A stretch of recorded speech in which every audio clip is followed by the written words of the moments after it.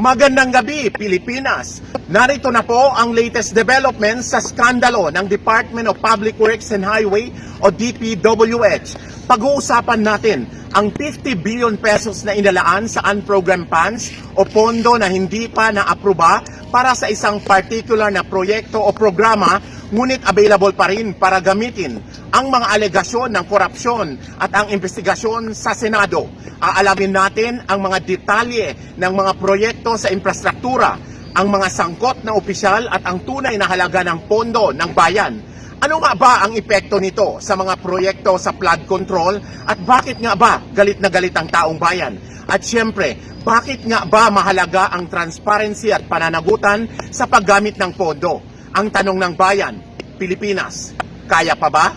Narito na po ang headline tonight, ang komprehensibong report sa eskandalo ng Department of Public Works and Highway o DPWH.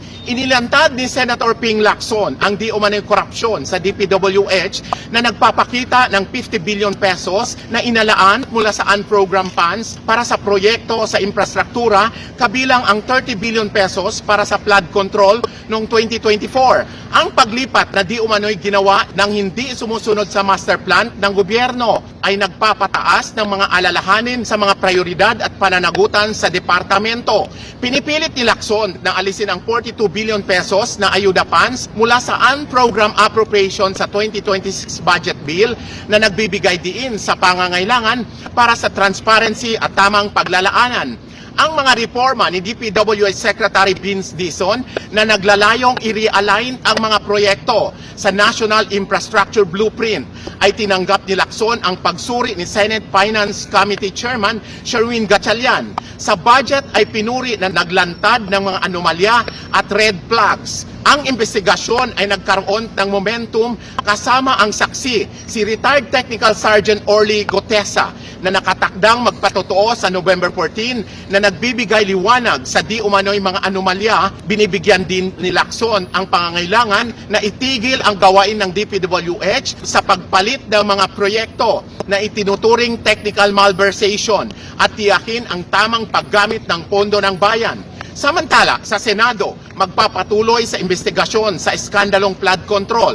Si Saldico, 4.7 billion pesos halaga ng air asset niko sa abroad ay hindi maaaring ibenta. Ang Senado at ang Department of Justice ay nagtutulungan para ma-freeze ang mga asset at investigasyon.